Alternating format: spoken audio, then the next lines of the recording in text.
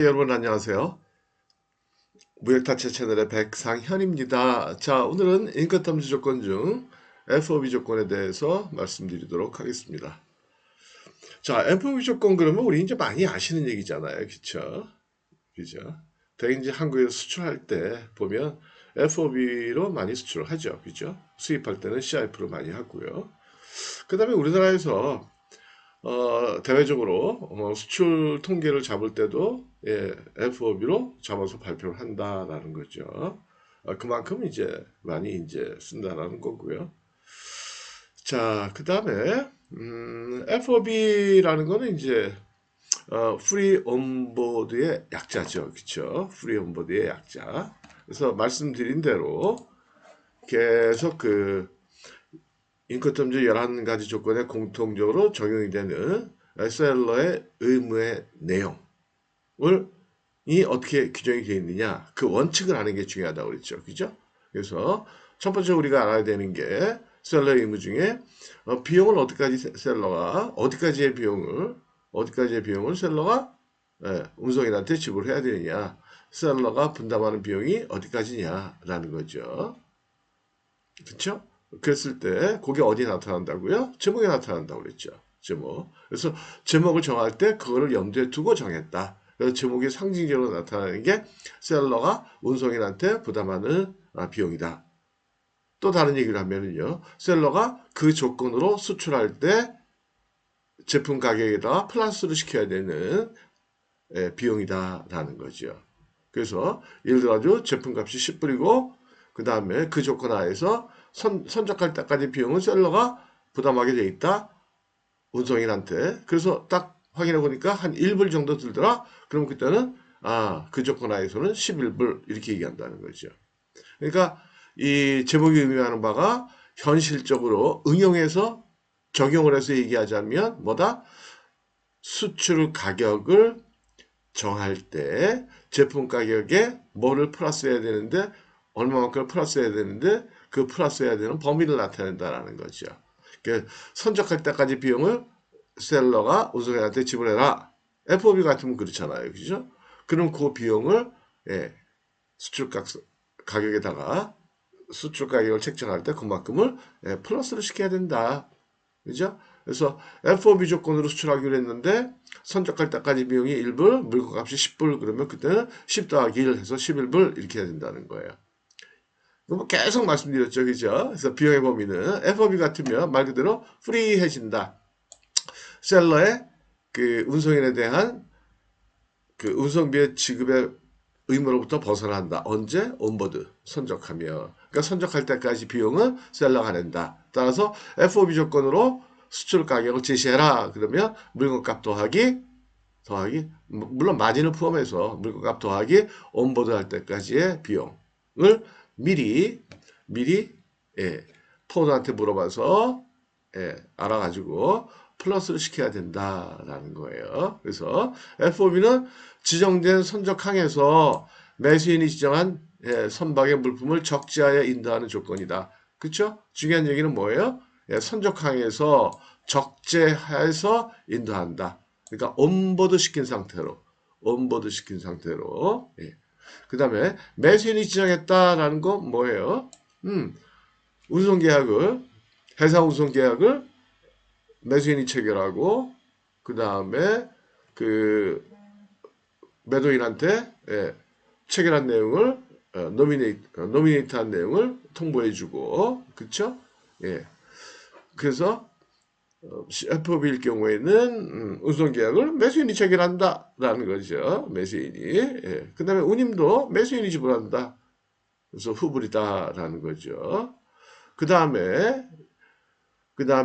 그래서 FOB 조건이다라면 비용이란 측면에서 FAS 더하기 선적비다. 그렇죠? FAS는 이렇게 부두에 배가 있다 그러면 여기까지 물건을 넣는 거고 그 다음에 이렇게 선적할 때까지 비용 더하니까 FOB이다. 이거 이제 공식을 그냥 만들어 놓은 거고요. 공식이 아니고 그냥 정리를 해 놓은 거고요. 뭐 당연한 얘기지만 이렇게 기억하셔도 되고 아니면 그냥 이거 생각 안 하셔도 돼요. 생각 안 하셔도 당연히 FOB 그러면 선적할 때까지 비용이다. 근데 따져보니까 FAS 때는 여기까지만 갖다 놓으면 되는데 둘 FAS와 FOB를 비교해보니까 비용이라는 측면에서는 요만큼만 플러스 되더라. 그 얘기예요. 그 다음에 항공 또는 복합 운송 시에는 FCA를 사용할 것을 권장하고 있다. 그래서 항공으로 나갈 때는 FCA를 쓰는 거지 FOB를 쓰는 경우는 별로 없다. 근데 만약에 좀 그런 경우도 있었어요. 어떤 기업체에서 연락이 와서 좀 이렇게 도와달라고 해서 가서 이렇게 서류를 쭉 보다 보니까 비행기로 나가는데 FOB 이렇게 썼더라고요. 그래서 왜 이렇게 썼냐 그랬더니 봐요 그렇게 하자. 그래서 그렇게 했다고 그러더라고요. 그래서 굳이 말리지 않았어요. 그냥 뭐 쓰세요 라고 얘기했는데 그러면서 얘기는 해줬죠. FCA로 쓰는 게 좋겠다 그랬더니 그쪽에서 그런 거 다 뭐 잘 모르니까 귀찮아하더라. 그래서 한다고 그러더라고요. 상관은 없다. 그래서 여기서도 권장한다 그랬지 의무다 그건 아니에요. 그래서 매도인의 매출 규모가 크고 매수인의 규모가 작을 때 FOB보다는 CRF로 거래하는 게 바람직하다. 이거는 뭐 사실은 뭐 그다지 적용되는 얘기는 아니고요. 이거는 뭐 인권탐지에 있는 얘기도 아니고 이거는 뭐 국제무역서 준비하시는 분들이라면 이런 것들은 뭐 시험 문제 낼 수 있는 것들이 아니죠. 그러니까 전혀 기억할 필요가 없다. 근거도 없죠. 별로. 그래서 그 다음에 위험의 분기점은 어디냐? F 조건이니까 당연히 비용의 분기점과 동일하다. 선적할 때까지 끝난다. 선적만 하면. 그쵸? 예. 그래서 위험의 분기점 11가지 조건에 어떻게 규정이 되어 있어요? C 조건 말고 C 조건을 제외하고는 except C 조건 비용의 분기점과 동일하다. 그래서 본선에서 적재하였을 때다. 그 다음에 수출 통관, 수입 통관은 누가 하느냐? 11가지 조건에 그냥 일률적으로 적용이 되는 원칙은 뭐예요? 수출 통관은 매도인, 수입 통관은 매수인.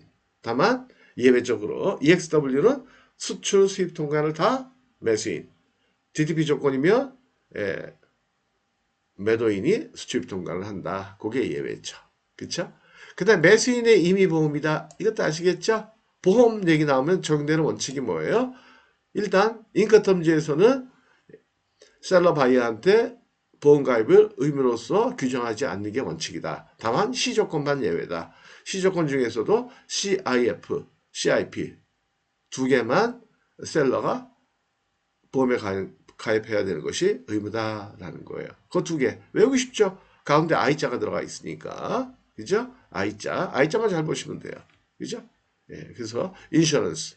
제목에 포함되어 있는 내용들이 뭐예요? 셀러가 부담하는 비용이잖아요. 그러니까 셀러가 인슈런스도 부담하라 이거예요. 그러니까 당연히 보험 계약도 해라 이거죠. 그렇죠?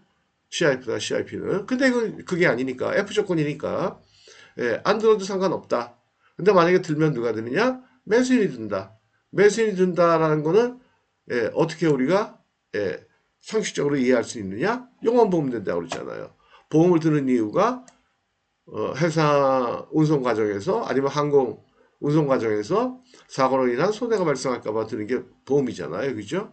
그러니까 그 운송 과정 중에 그 물건에 대한 위험에 대해서 누가 책임을 지느냐 그것만 알면 되잖아요. 근데 이미 우리는 여기서 알았으니까 선적 시까지는 누구예요? 어떻게 알았어요? 선적 시까지는 셀러, 선적한 다음에는 바이어니까 들면은 바이어가 된다.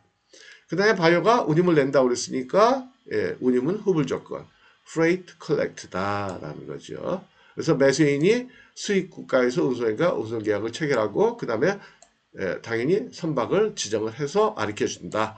nominate, 너미라고 얘기한다고 그랬죠. 그 다음에 컨테이너 운송의 경우는 온보드가 아니라 터미널에서 운송의 운동으로 부적절하기 때문에 FCA를 사용하는 것을 권장한다. 이거는 인커텀즈가 시험에 나올 때는 이런 식으로 말이 써 있어요. 이게 그 인커텀즈 원문에 나오는 내용들이니까 그래서 공무사 시험 보실 분들은 이걸 외우셔야 되고요. 나머지 분들은 실무적으로 안 하셔도 돼요. 그래서 컨테이너 운송할 경우에 되게 다 컨테이너 운송한 거잖아요. 그리고 다 실무에서 FOB를 쓰잖아요. 실무에서 뭐 FCA 이렇게 인커텀지에 딱 맞춰가지고 그렇게 쓰는 사람들은 별로 없어요. 거의 없다고 봐야죠. 예. 그러나 인커텀지에서는 FCA가 더 적절할 것이다 라고 얘기를 하는데 인커텀지가 관습법인데 실제적인 관습을 이길 수는 없잖아요. 그죠? 예, 그래서 이거는 시험에 나오면 나올 수 있는 문제. 이거는. 그러나 실무에서는 그냥 잊어버려도 좋을 내용이다. 예, 그런 거죠. 예. 자, 그러면 오늘은 여기까지만 하도록 하겠습니다. 근데 뭐 오늘 뭐 무슨 일이 좀 있었다고 그러더라고요. 예, 근데 저는 뭐 정치학은 뭐 전혀 예, 관심이 없으니까 전 TV도 안 봐요. 근데 이렇게 아침에 네이버 이렇게 그냥 습관적으로 보다 보니까 뉴스가 딱 뜨더라고요. 그래서 그런 사실이 있었구나. 아무런 뭐가 없네요. 느낌이. 예, 마치도록 하겠습니다. 감사합니다. 네.